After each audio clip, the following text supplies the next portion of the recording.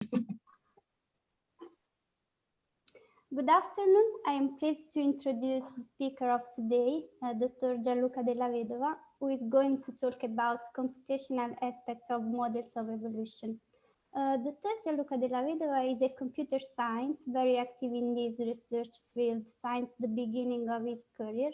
In 2001, he completed his PhD in computer science at University of Studi of Milan, focusing on multi-sequence alignment and phylogenetic reconstruction.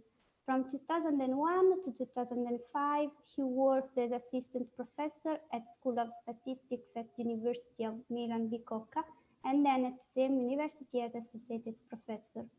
From 2016 to 2019, he has been the leader of the research lab Experimental Algorithms at University of Milan-Bicocca.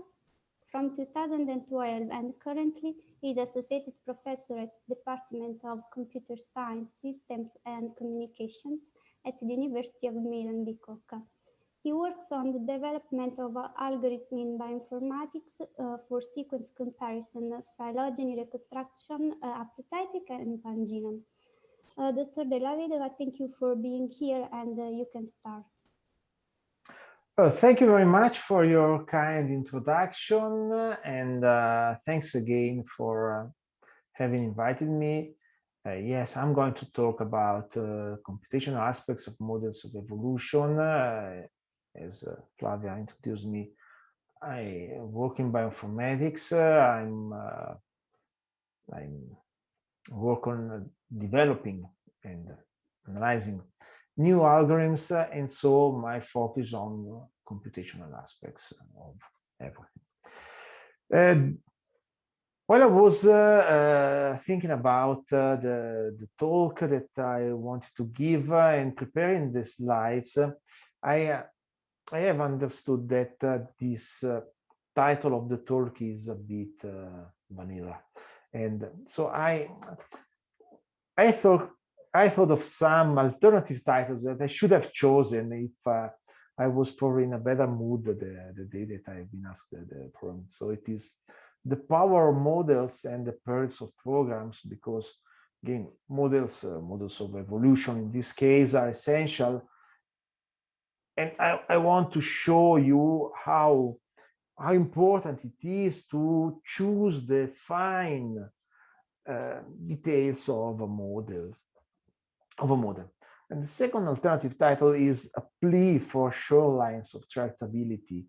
And the idea is that small changes, again, to the model result in a very easy computational problem to solve or a very hard problem. And we need to be able to find the border between these two areas. So evolution, I'm taking a computational approach to evolution, and that means lots of simplifications. Somebody will not like all the simplifying assumptions that I'm going to make. I'm going to be I'm going to take a mathematical approach. So in my case, evolution is only the fact that something changes over generations, and those mutations, the changes, are completely random. We don't have any kind of control over that. Not only when I say that the mutation is changes throughout generations, doesn't mean that the individual is going to change.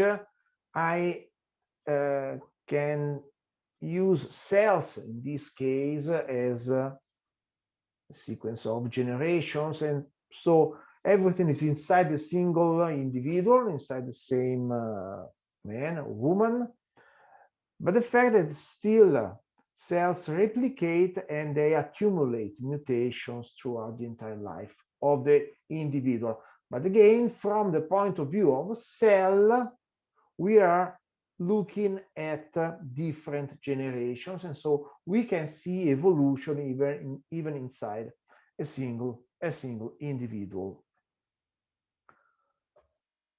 The focus of this talk is the character-based evolution, because if some of you has tried to infer phylogeny with some tool, it will probably discover that there are several, at least 3 major kinds of approaches to the problem of phylogeny inference.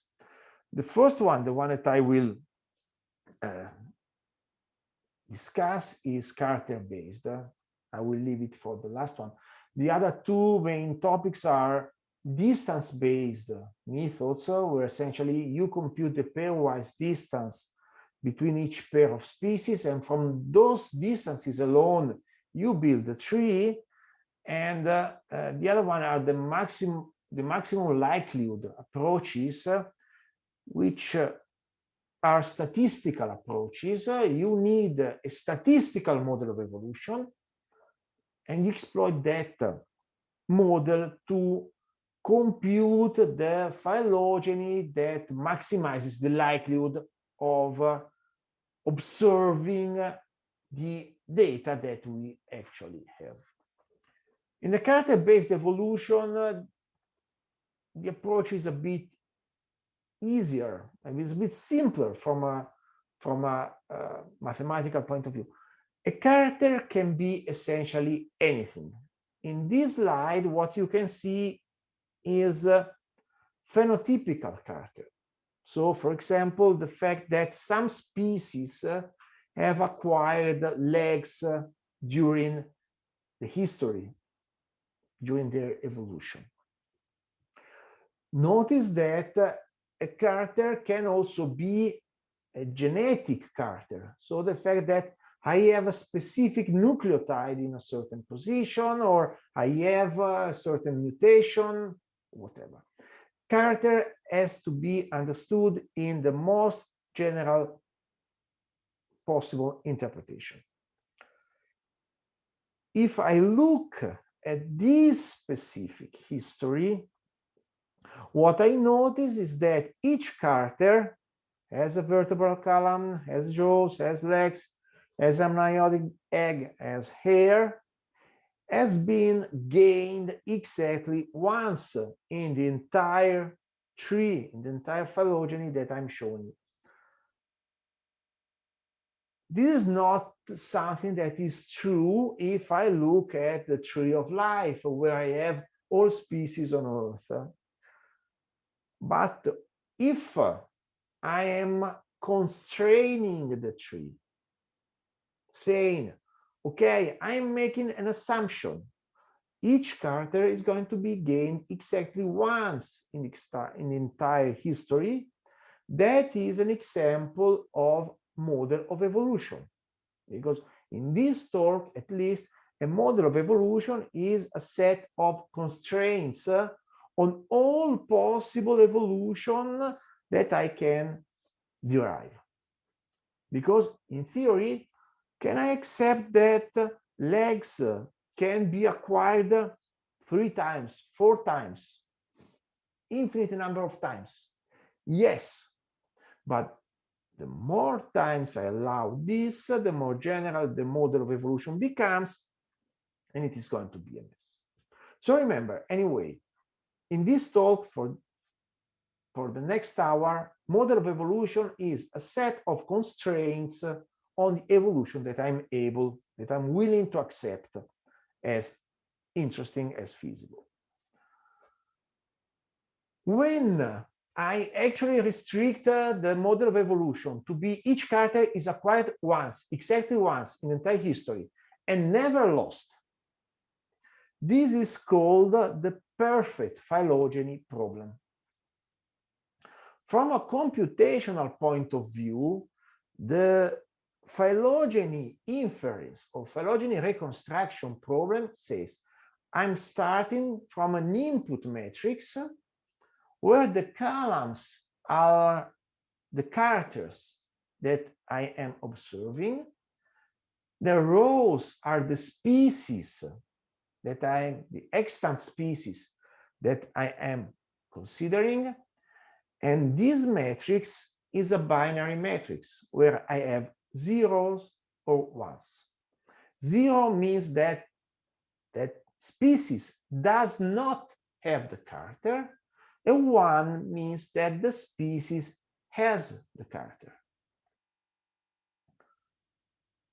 So, for example, we can see that the first row, scorpion, and the first column, amniotic egg, is 0. That means that the scorpion doesn't have an amniotic egg. The leopard instead has a 1 because it has the amniotic egg. The problem is, given this matrix, am I able to derive a phylogeny over those species that is able to explain that matrix? What does phylogeny explaining a matrix means? Observe in the tree the path from the ancestor, the common ancestor of all species.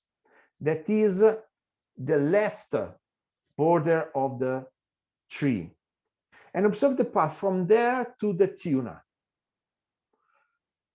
In this path, we traverse the edge labeled vertebral column and the edge labeled jaws. That means that the tuna, that is the species at the end of the path, in its evolutionary history has acquired a vertebral column and the jaws. And if that tree explains the matrix, if I look at the path that goes to the tuna, in the matrix, I have to look at the row corresponding to the tuna, and I have to find a 1 if and only if the path in the tree has those characters. And so the tree on the right explains the matrix on the left, because if I look at the row, at the tuna row in the matrix, I can see that I have ones exactly for the jaws and the vertebral column characters. And that is true for all species. Keep in mind, the perfect phylogeny model is the simplest that you can think of.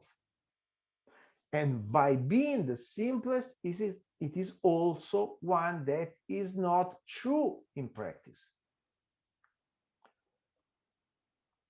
The nice property of the perfect phylogeny model is that the computational problem is very easy to solve.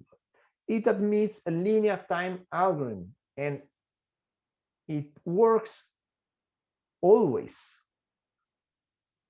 No way that it can miss to determine if a given matrix has a perfect phylogeny and to reconstruct that perfect phylogeny. Also, the fact that it is linear time, even in the worst case, means that it is optimal. You cannot do better than linear time, because you need linear time just to read the matrix. And you spend a bit more time, and not only you read the matrix, but you compute the tree. That is the best possible algorithm that you can hope for. And the algorithm is fairly easy, because first, I sort the columns by decreasing number of ones. So what is the column that has the most ones? It is the V, vertebral columns. So I put it as the first column, and then I go, what is the next column that has most ones? It is jaws, second position, and so on. Once I have ordered these columns, I order the rows. Radix sort means that I interpret the rows as a binary number. Only the digits are only 0 or 1. And at the end, I have already the tree, because in a perfect phylogeny, the set of species that have the same character are either contained in one contained in the other one. And so from this order, I can directly draw the tree because I'm observing them in a top-down fashion.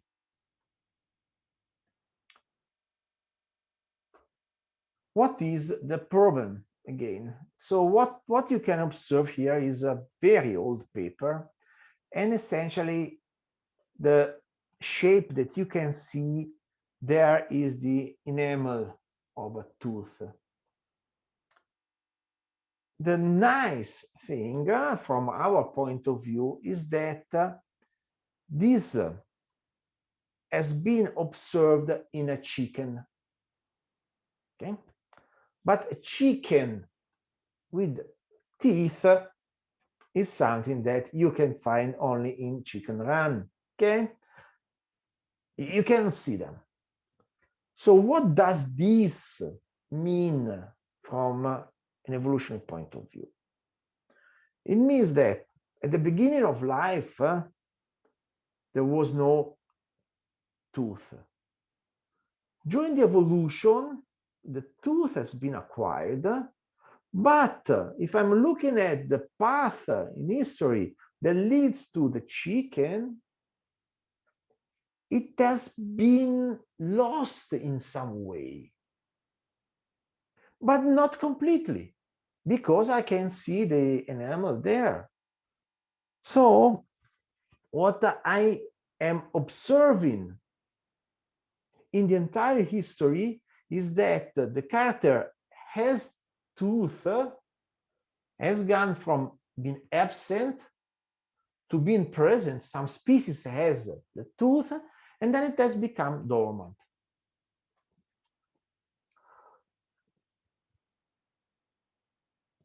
This is the only reasonable evolution sequence of states that I can think of. But notice again,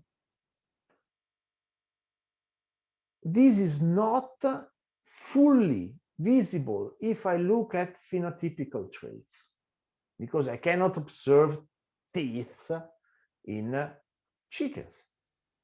So I need to understand that this transition absent, present, dormant is something that makes sense from a computational point of view, makes sense from the point of view of genetics. It makes sense if I'm looking at that as a Markov model where we go from one state to another one. If instead I'm looking at something like what we had before, 0, 1, I cannot distinguish between the absent and the dormant states. So they are different from a genetic point of view. They are the same from a phenotypical, from an external, from an outward point of view. And that is going to be the main problem that we are going to verify. Now look at the different model of evolution. In this case, I have gains of characters before, and then at a certain point, I start losing characters. So before the chimpanzee, I lose the tail, and before I reach the human, I lose the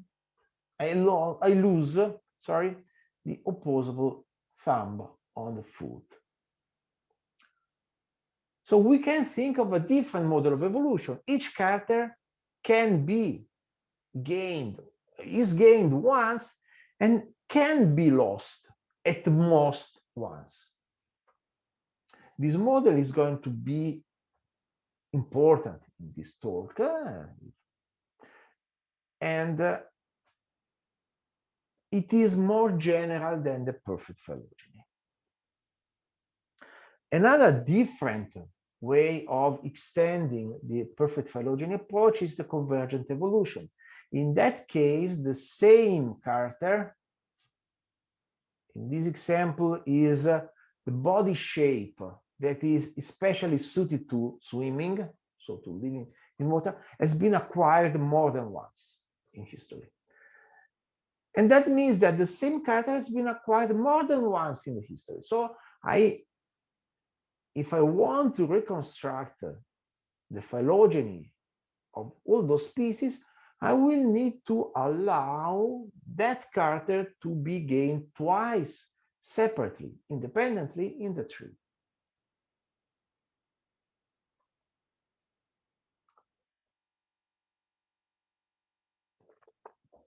If I look at the outward appearance, so where 0 means I cannot see a certain character, I cannot see a certain feature, and 1 means I have that feature, we say that a character is gained or lost, and that corresponds to a transition from 0 to 1 in the case of character gain, from 1 to 0 in the case of character loss. And now we can get to what are models of evolution. The second question is the one that is going to be even more relevant. So when is a model going to be useful for our purposes? Since we are focusing on characters, we need to give two properties of our model. How many times can we gain that character? How many times can we lose a character? Once we say, okay, I'm allowing each character to be gained 3 times and lost 5 times. Okay, that's a model. Weird, yes, but that's a model. When is a model going to be useful? In practice and in theory. I need to give some answer to 2 questions. The first one is, given the data, does it exist a tree explaining that data? And the tree must satisfy the model. So in the case of perfect phylogeny, I ask, does it given a certain matrix, does it exist a phylogeny where each character is gained at most once and never lost, and that explains the data? We want the answer to be either sometimes it exists and sometimes not. Or we want to say, okay, it always exists, such a tree, but some trees are better than other ones. The perfect phylogeny is a model where the answer to question 1 is sometimes. So I can have actually matrices that do not admit a perfect phylogeny.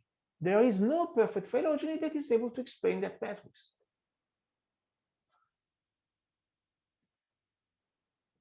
Other different models of evolution instead are able to answer the question always, but must allow me a way to discriminate between different phylogenies, because I have to decide which one is better and which one is worse. I anticipate that the Dollo model is in the second category, because given any binary matrix, I can always find a phylogeny that abides to the Dollo model and explain the matrix. The problem is that this phylogeny is a trivial one. And since it is trivial, it doesn't give me any hint on evolutionary history that I want to infer. And that's why I also need some criterion that says which tree is better and which is worse. And this criterion must tell me that the trivial phylogeny is bad. I don't want it. The second question is computational. How fast can we answer question 1? So perfect phylogeny is amazing from this point of view, because I only need a very short time to tell you, okay, there is a perfect phylogeny or not. What do we want? Best case, it is linear time. Linear time, I remind you, means that it needs time that is proportional to the size of the input. The least that we can ask for is to have an algorithm that is better than brute force. Brute force means trying all possible trees, all possible topologies, and see if it explains the data. While we do not want a brute force approach, because the number of phylogenies on a given number of species explodes more than exponentially. If the number of phylogenies on n species is something like, not exactly, n factorial. So that's a huge increase. That means that we cannot, even if we had the most powerful computer on Earth, we cannot compute all phylogenies on more than a few, 10, maybe 20, not more than that, species. No way, no way. So we need something smart. We opt for linear time and we accept anything that is feasible. But a trivial way to compute the phylogeny is not going to work. No way. The Della model. The Della model starts from the idea that acquiring a character is very rare in history. And once I acquire a character, I might lose it, because losing a character is something that is more likely than gaining it. Doesn't mean that it is very likely, only that it is easier to lose a character than to gain it. The Della models I'm going to consider in this talk are all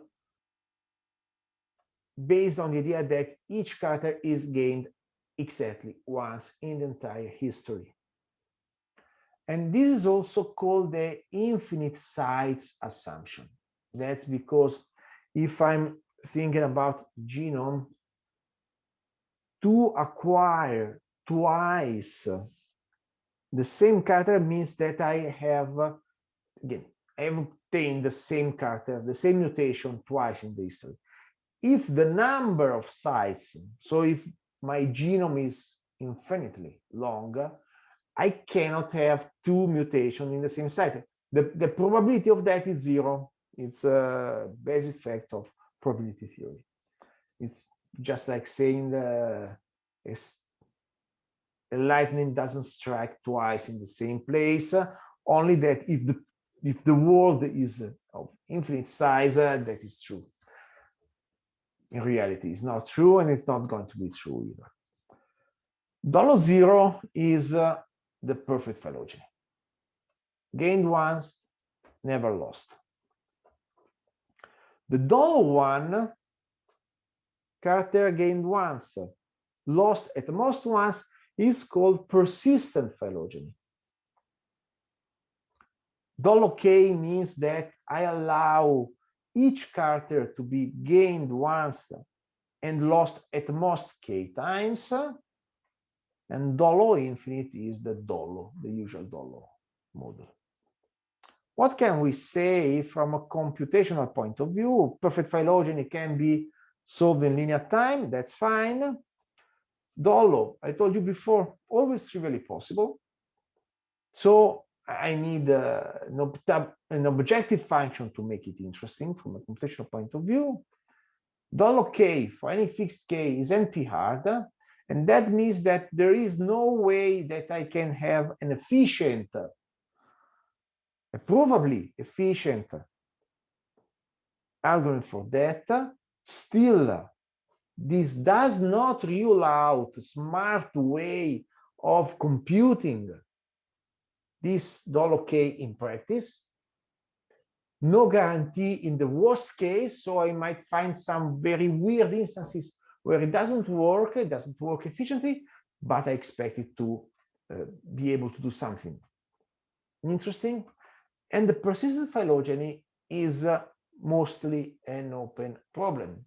It has been open for more than 20 years.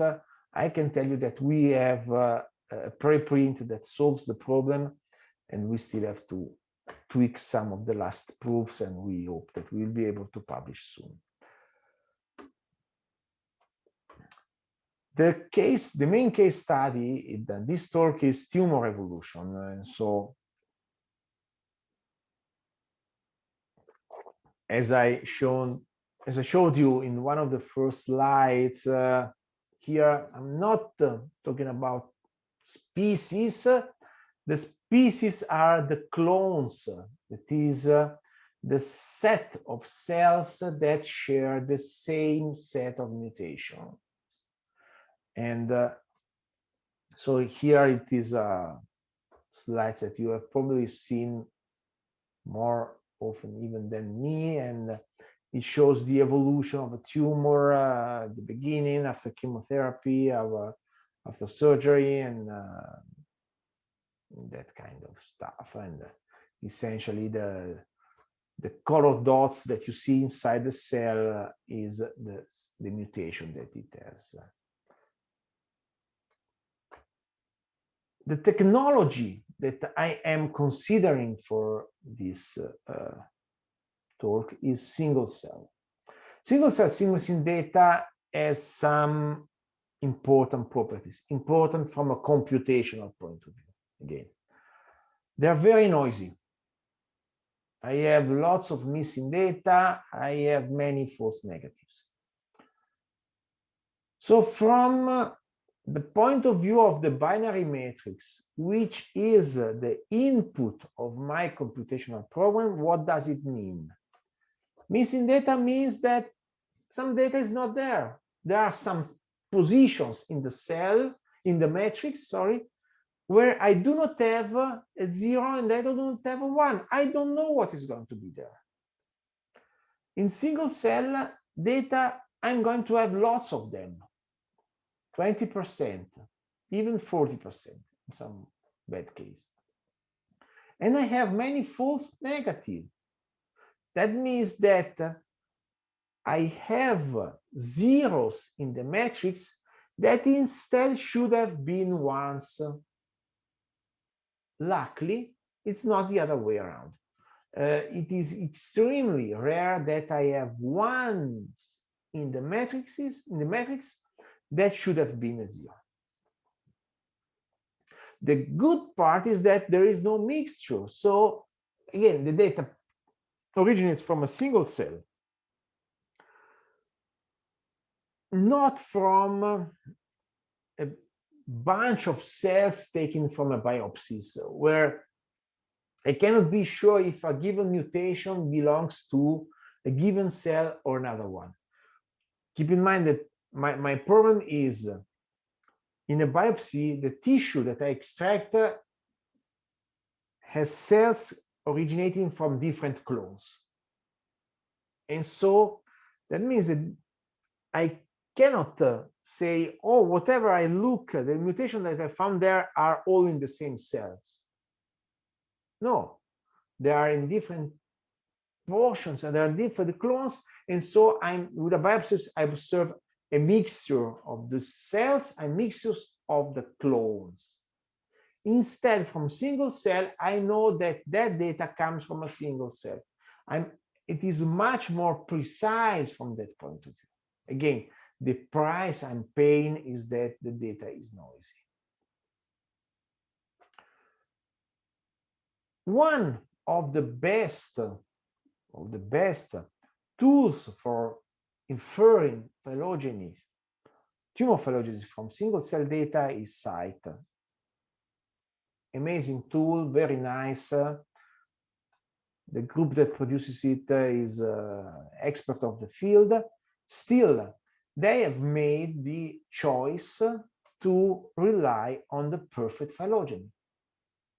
And that means that the evolutionary history of the tumor they can infer only allows mutations to be gained once and never lost. Why they do that? Because, again, the computational nature of the perfect phylogeny model. It is very easy and very fast to obtain the tree.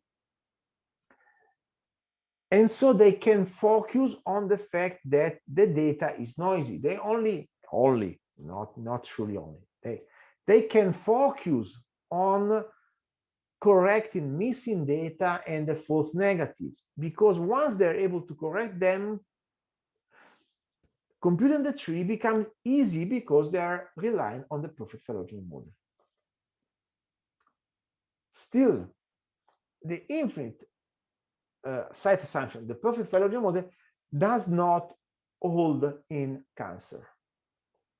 So the point is, this paper, essentially by the same authors at CITE, incidentally, they say that they've run an experiment on 6 different patients, in this case leukemia, and they have estimated that in all those cases they have a huge evidence that the perfect phylogeny model was not accurate for all mutations. By that I mean that most of the mutations they observed were consistent with the perfect phylogeny model. And that's the reason why they assumed that at the beginning. But that for at least one mutation, for at least one character, from our point of view, the perfect phylogeny model was not precise and correct. And they show that the evidence for that is very strong, because the ratio of the likelihood, let's say the probability, I'm not going to be very precise on that, between the two cases, perfect phylogeny is enough or it is not enough, this ratio ranges between 10 to the 5 to 10 to the 15, again, in favor of rejecting the perfect phylogeny. So this is a huge evidence of that. The second paper that shows what to do says, okay, we are going to use the Dollo parsimony, that is allowing losses of characters, losses of mutations, because this is what is fairly common in cancer. Essentially, you know much better than me that cancer goes through a huge set of mutations, disruptions. Some of these disruptions are the deletions of entire portions of chromosome. And if I, usually it is called the loss of heterozygosity. If I lose some portion of a chromosome, all mutations that lie in that portion has been lost. And this means that in cancer, character losses, mutation losses, is much more common than what we observe when we look at the evolution of species. And not only that, they have observed that it is fairly common that I lose independently portions that have some kind of intersection. And that means that some mutation, the mutation in the intersection of those portions lost, those mutations are lost even more than once. And so even DOLO1 might be too restrictive. Again, events where we lose the same character, the same mutation, twice, 3 times, are definitely much rarer than losing it once, or even losing it, or even never losing it in the first place. But still, the probability of a character being, of a mutation being lost twice is not negligible. That is something that we have to consider. So the model, anyway, that I'm going to focus in this talk is the persistent phylogeny. So where we allow each character to be lost at most once.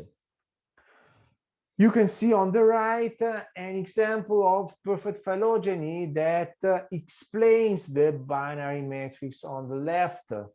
So, for example, we look at the path from the root, which is on the top of the tree, because in computer science, phylogenies are top-down. The root is the top, while biologists insist that true must be in the ground, and computer scientist doesn't believe in that, and so we draw them from the top. Again, I'm looking at the path from the root to species, let's say S5, and I look at the edges, at the label of the edges that I'm traversing in the path.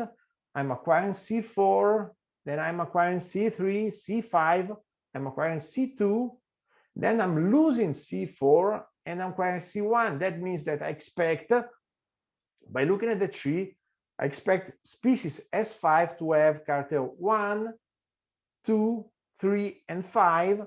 And if I look at the matrix on the left, that's exactly what happens. And that means that the phylogeny on the right explains the matrix on the left. How can I solve this problem? The idea is that I go from the instance, which is a binary matrix, and I remember you, the columns are the characters, from an extended matrix, where the columns are the gain of a character. C1 plus means I gain character C1, and the loss of that character, C1 minus. It is again a binary matrix, but I have some question marks. Question marks corresponds to zeros in the original matrix. Each one in the original matrix, so for example, species S1, character C3 as a 1, in the extended matrix correspond to the gain of the character and not the loss of the character. So I have 1, 0. Instead,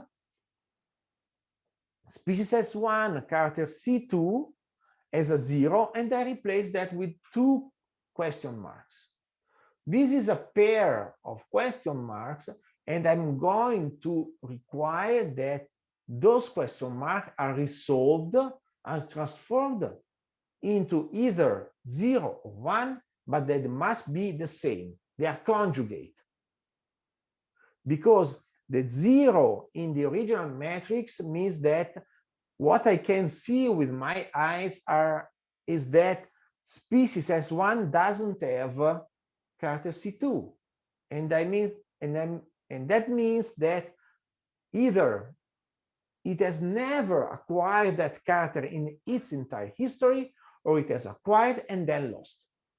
And that means that these 2 question marks must be both 0 or both 1. If I'm able to determine for each pair of conjugate question marks if they are 0 or 1, that I'm able to reconcile the entire phylogeny. The computational approach is based on ILP, integer linear programming. This means that I have to translate the instance, I have to translate the matrix that I want to study into a set of variables. The variables are subject to linear constraints. Linear constraints means that I have to express, from a mathematical point of view, each constraint as a sum. I cannot use the product. I cannot multiply two variables, and I cannot divide them. Also, the objective function, which says what we want to optimize, has to be a linear function. The good point is that I can find excellent tools that solve a general ILP formulation, because their linear programming is used in logistics, transportation. There are decades of research on those kinds of tools. And if I'm able to describe my problem in simple terms, simple, small equations, few variables, few constraints, simple constraint, then that's sure that I'm going to be able to find the optimal solution, because ILP tools are guaranteed to find the optimal solution, but they can take a lot of time. If my linear program, if my variables are too many, if the constraints are too complex, too sophisticated, then it takes a lot of time, hours, days, weeks. That's the unfortunate reality.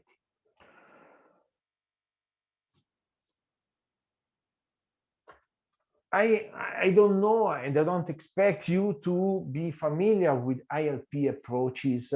The idea is that we are working in an n-dimensional space. So we all live in 3D space, but from a mathematical point of view, we can have spaces that have a much larger number of dimensions. So we cannot represent them on the screen or even as a solid, but bear with me for a while. And the idea is that in this n-dimensional space, one dimension for each variable, each constraint is a face of the polyhedron that you can see there. So each constraint defines the polyhedron, the solid, the n-dimensional solid, that consists of the possible solution that I need to consider. And ILP approaches essentially navigates portions of this polyhedron to find the optimal solution. Again, more variables, more dimension, more time I need to actually find the solution. And it is not going to come as a surprise to you that the more refined the model of evolution is, the more dimension I have, the more constraints I have, the worse shape takes the polyhedron, and that is going to take forever if I'm not smart. Just to give you a hint, this is an ILP formulation of the perfect phylogeny. So again, the easy model. Okay, 5 equations, 4 set of constraints, 2, 3, 4, 5 are my constraints. I say it's fairly easy. It's a fairly simple model. That's nice. Okay, this I've already explained. For a comparison, this is the formulation when I consider the persistent phylogeny approach. 5 constraints instead of 4.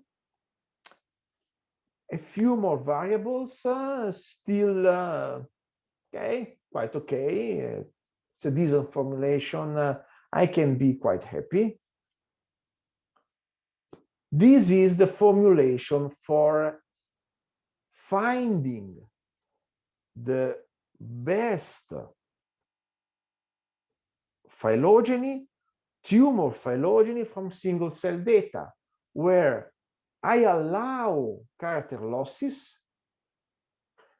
and I also have to consider the fact that I have missing data, I have false negatives. Because, and so I reach how many? 3, 4, 7 sets of equations. The number of variables is much larger, and it becomes, and the objective function is complex, it becomes a bit of a mess. Still, we are able to solve this formulation in reasonable time. We were quite successful with that. But this formulation is here to let you notice how a very small change in the model of evolution, no character losses. We go to 1 character losses, and the second passage has been, we allow false negatives. Each one of them has raised the complexity of the formulation, has increased the time that I need to solve them. A lot, really a lot. Because perfect phylogeny is something that I can solve in seconds. The program, the very smart ILP solver on this formulation, I think that we had to run the experiment with a timeout of 4 hours. But we had instances that went on for days without giving any solution. Still, I said we were quite successful. So on, now I don't remember the data on which we acquired this, on which we computed this one, but you can see the tree on the right. The labels of the nodes are the mutations acquired. The red nodes are the loss of mutations. And that means that in that example, what we have shown from a computational point of view, but then at the beginning, before the talk, we discussed about validation, and that's another point. But from a computational point of view, we have got evidence that those 2 mutations have been lost in the history of the tumor. I'm not claiming that we have validated that in vitro. But still, that it is another computational evidence that mutation losses are something that has to be incorporated into the study of tumor evolution.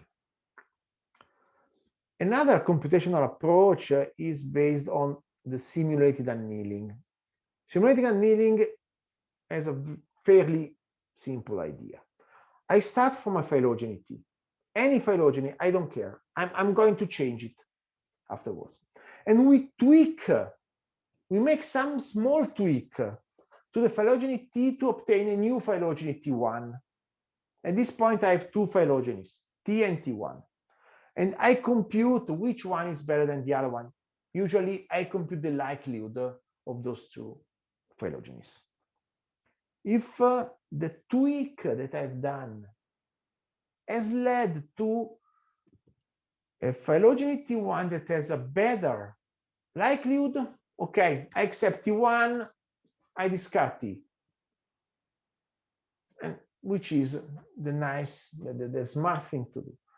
But the important thing is that even if T1 is worse than T, so my tweak has in some way worsened the phylogeny, I might accept that with a probability P, and that probability is something that decreases with time and is smaller the worse T1 it is. And then rinse and repeat. I get back to point 2, I tweak again, I do another change to the tree, I accept it, maybe yes, maybe not. I go on until at a certain point I cannot find any better solution, and I stop. This idea is what is called the balance between exploration and exploitation. That is typical in computational heuristics. Exploration means that I have the space of the solution, the space of all possible phylogenies, and I need to explore it.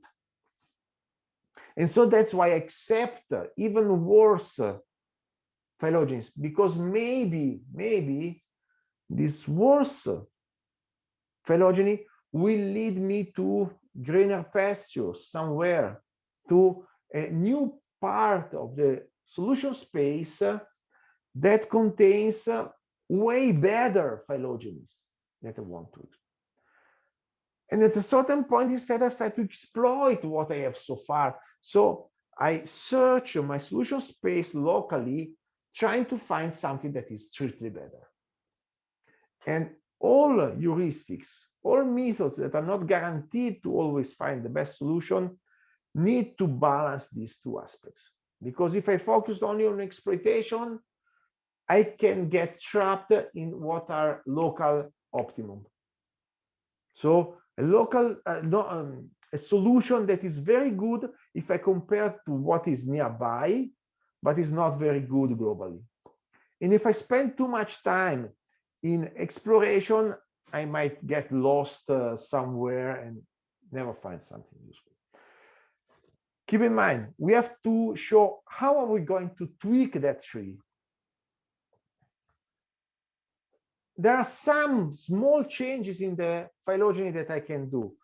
The prune and reattach. So I take one subtree and I reattach them elsewhere. So you see the subtree rooted at F has been moved to be a child of D instead of a child of C. This is one of the tweaks that I can do. The other one is I can swap two node labels. You see B and F, the topology is the same, it doesn't change. But I swap these two mutations. So I say one comes before then the other one and the other way around. I can add a deletion, I add a mutation loss, I remove a loss. So all the tweaks that I can do is one of these four, and I go on making those tweaks, seeing do they improve the phylogeny or not? And if yes, I accept that tweak, I accept that change. If not, I compute my probability, maybe accept it, maybe not. We have obtained very good solutions with this approach. So on the data set in the first paper, which is on primary breast cancer, again, we have obtained evidence that we have mutation losses. Not only that, but the EC15 mutation has been actually lost twice in the history. Again, just as I told you before, we didn't validate that in vitro, and so that's a computational inference. We need to validate that, but that's an interesting finding.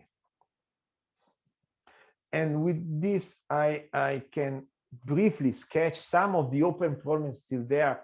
So even finding the perfect phylogeny, but what if we don't just want to say, is there a phylogeny that satisfies the perfect phylogeny model? But do we want also to minimize the number of mutation losses? That is something that we are not able to do that right now. Comparing different phylogenies is very important, because now we have lots of methods for inferring tumor phylogenies. We would like to compare them to understand, do they confirm each other? What are they able to confirm? And to find an amalgamation, a summation of those different phylogenies, because at the end, the clinician doesn't want the full phylogeny, wants to say, okay, I'm using 10 different tools, different parameters, whatever. What do they have in common? What parts of the evolutionary history is so reliable that I can count on? And this is the other important problem. And we have some preliminary results on that, but there's still lots to do in that part. So 1 hour, so I think I'm on time. I have to thank the research lab where I am, and I have to thank also all my co-authors in this journey through tumor evolution. So thank you very much. Thank you. That was a great talk. And be happy, I think, to take questions.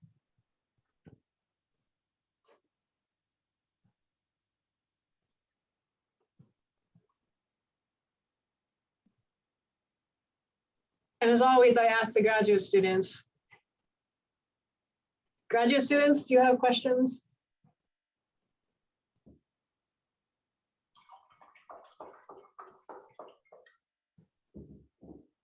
So I guess I can start the questions out by I guess circling back to questions. So we met with Dr. Della Vedova earlier, the graduate students and I, and we were talking about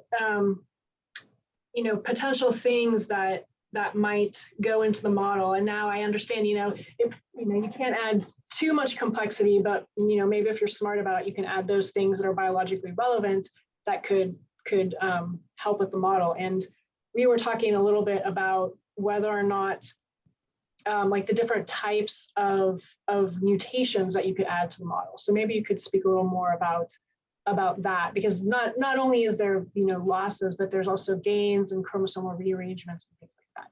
Yes, I mean, so from the model point of view, so we talk about copy number variations that are usually also called copy number aberrations in tumors. And that means that some portion of the DNA is replicated in several copies, and the number of copies changes during the evolution, and that might be that it increases, it decreases, it can happen everything. This aspect is something that can be incorporated into those models. The point is, we will not start in that case from a binary matrix, but from a matrix that includes the number of copies. And if I get back to one of the first slides where we introduced the problem. Okay, the transitions. So it was 0, 1, 2. That means I need to have transition 0, 1, 2, to 2 to 3, to 3 to 4, but also from 4 to 3, from 3 to 2, from 3 to 1. Again, it's clear. The model becomes more general, more computationally expensive. but I do not think that is going to be hugely more expensive. The actual problem right now is to have a reliable way to infer the copy number variation in the sample. Because determining if a given mutation is present or not, usually you do that by aligning the reads against the reference genome, and you observe, okay, I have the variation or not. It's fairly reliable, methods are there. All computational methods, especially on short reads, so Illumina, MySeq, or whatever, tend to be fooled easily when you have repetitions, which is exactly what copy number variations are. And so that's in my opinion the main problem. The more we have long reads technology, and then it should be easier to solve those problems. But from a model point of view, the bases are already there. And I guess the more complicated problem would be like the complex chromosomal rearrangements. Yes, I've never thought of that before. So no, that's going to be huge. That's going to be a nice problem to study. That's for sure. So the other thing I had been thinking about is that, you know, it is temporal. You're trying to establish like the temporal order of the, you know, when you might gain a mutation or lose it, but you don't have a sense of time in this model. Like I'm thinking of like coalescence theory, but what about if you have, you have collected cells from a tumor in a patient, and then the patient undergoes some type of therapy, and then you collect cells again? Is this something that you can, you know, compare the models to see how there was like evolution or like selection? I mean, is that something that you've thought about or could be incorporated? Yes, we have thought about it, because there is a company we are collaborating with, and they focus on tests, medical tests. They are a biotechnology company. And one of the things that they are interested is exactly to determine which patient should have more benefits from surgery, cancer surgery. And the problem that, so we had a nice model, and the data showed something that was not expected. So there was this let's see, conflict between what clinicians and biologists expected and what the computational tool has derived. And we are still trying to understand. It is, I remember that one of the problems was that the data was too noisy. So we don't know yet if there is a problem with the computational model or there is a problem with the data production. So the answer is yes, we are working on that. We are not close to a solution. Okay, cool. Yeah, I thought, I mean, this is not my field, but I mean, I think it's incredibly interesting that you can look at the evolution and natural selection, you know, in cells in a tumor, and that you know, how they are changing is important for like treatment or even finding like the drivers. Yes. So very interesting. So does anyone else have any more questions besides me?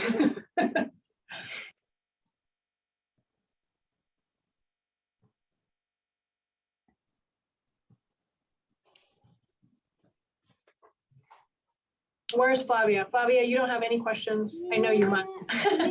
maybe only comment.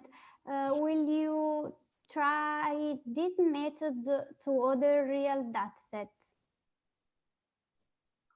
To other real data sets, I mean, you mean beyond tumors or? Yeah, not only, but maybe all other data sets in general, not only tumor. Is it possible? Okay. Yes, we have tried to apply that to SARS-CoV-2 data because that's what everybody does these days. The point is, at least to our knowledge, the evolution of SARS-CoV-2 data doesn't have or hasn't shown yet character losses. Mm-hmm. It looks like it has shown convergent evolution. So yes, one of the directions we have taken recently is to incorporate multiple acquisitions of characters in the model. It is a bit more tricky than one would expect because we are, so I'm talking about the SASC tool, the last one. It tries to find the phylogeny with the maximal likelihood. And what it means to compute a likelihood when you have multiple acquisition is not that straightforward. So the answer is yes, we've tried to go beyond tumor data. The model has to be rethought. That means that the basis of the method and most of the ideas are still true and we can use them. It is not a direct application.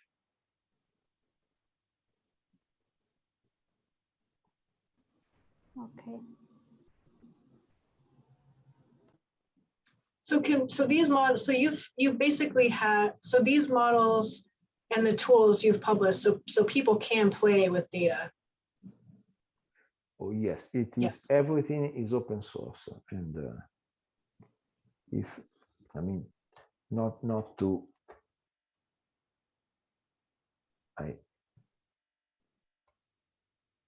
if you go to the website of the lab, you'll find links to the GitHub page, and everything is there. And no, we are very strongly for open science, and everything is in the open.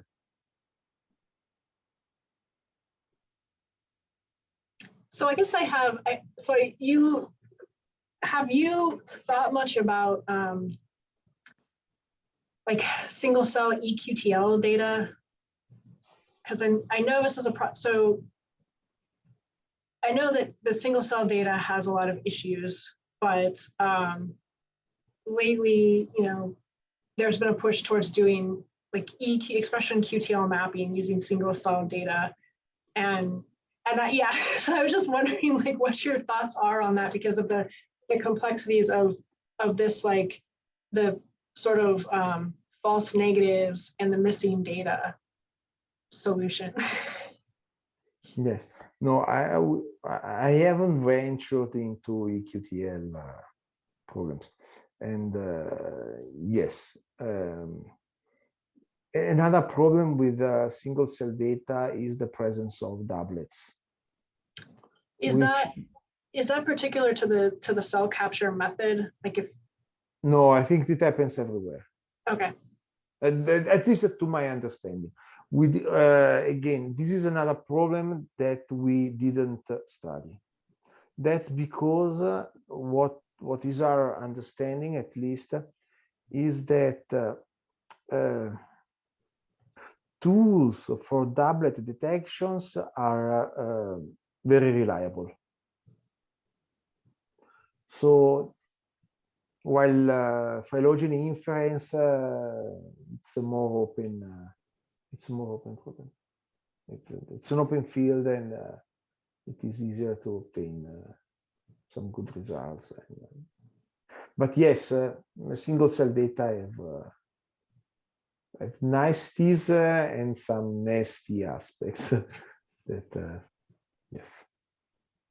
Yeah, I think maybe as the price starts to come down, more people want to do it, but I'm not sure, that it's necessarily everyone has the expertise to design a study in the right way with the right power and the right considerations and the right.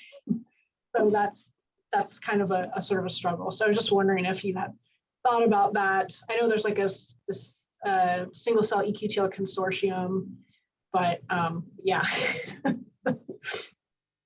Yes. No, I haven't, but I am aware of that. But yes, I see your point. I see your point. So people left any comments, thoughts, questions? I wonder if everyone is running to the grocery store to buy their milk and bread ahead of the snowstorm.